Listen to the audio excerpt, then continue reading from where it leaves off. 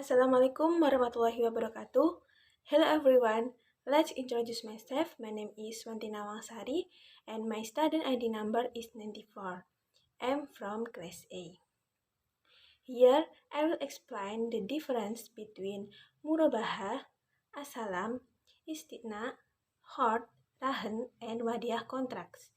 This video was made to fulfill the final semester exam segment for the Islamic Business Economic course. Enjoy watching! The first is the murabahah contracts. The follow in the murabahah contracts is as follow.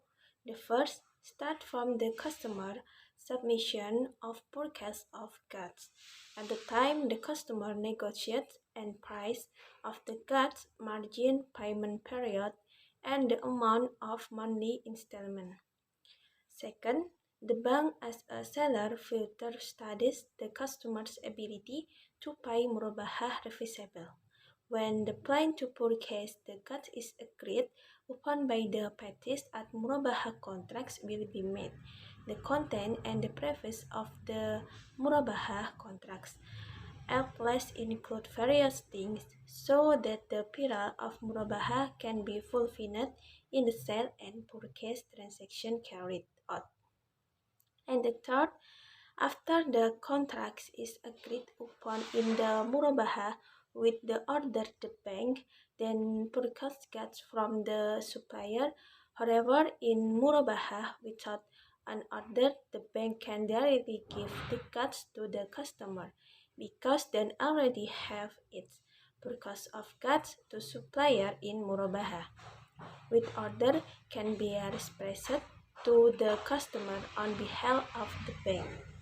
Fourth, the goods decided by the buyer and then delivered by the supplier to the buyer customer.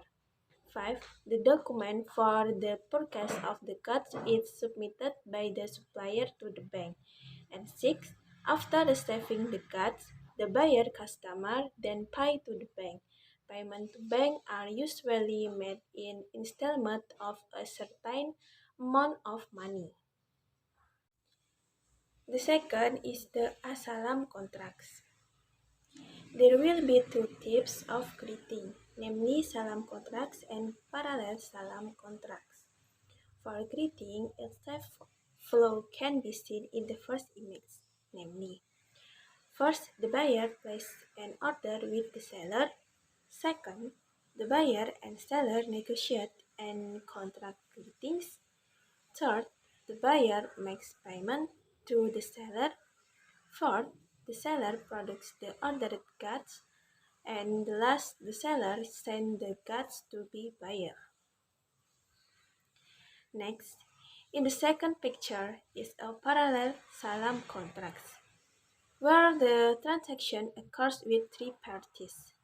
The following is first, the buyer and the bank reach an agreement regarding the order, touch negotiation, and the buyer makes the payment to the bank.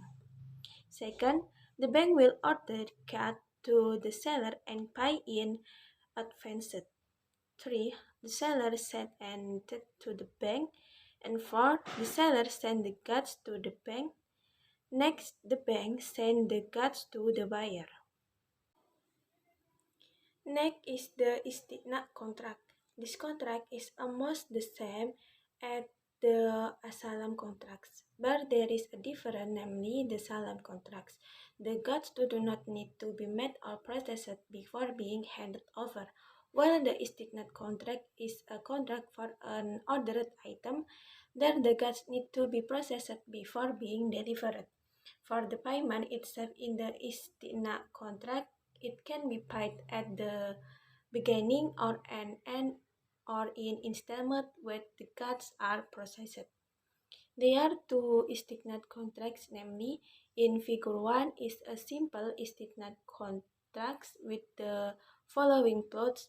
First, there is a contract or order with the buyer and seller or the company and payment can be made optimally. Second, the company works on order.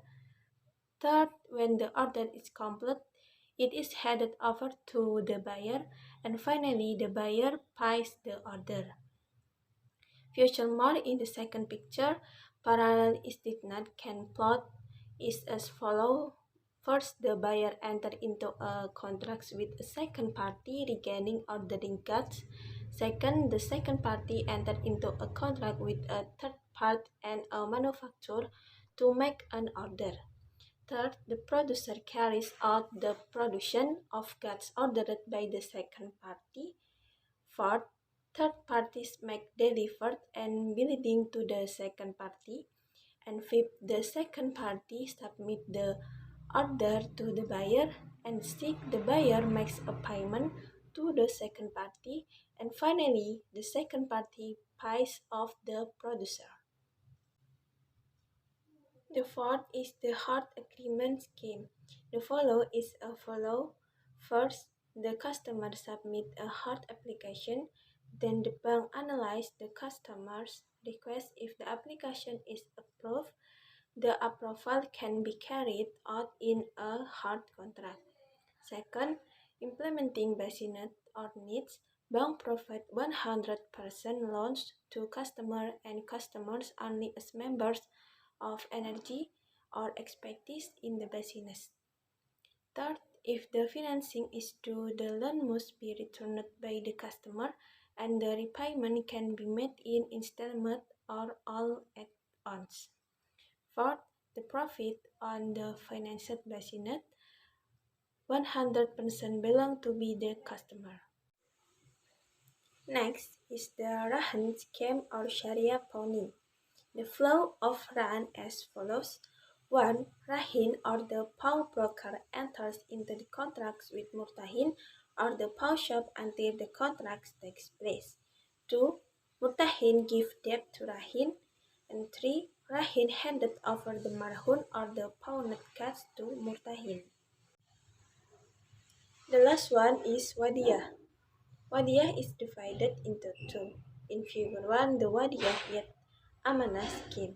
The flow is first, the extorted party is given the trust to keep the money or goods. Second, the party who is interested is not allowed to take advantage to or ask the money or goods. Its nature is just deposit. Third, the custodial party pays the deposit fee. Next up is Wadiyah Yad Damamah. The follow is as follows.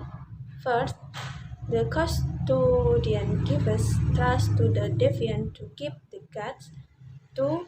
The court are allowed to use the goods deposit for the business work. And 3. The deposit receives profit sharing from the business. 4. The depositor give a bonus to the depositor. Okay, that is my presentation on the difference between Murabaha, Asalam, Istitna, Hot, Rahan, and Wadiyah contracts. Thank you for your nice attention.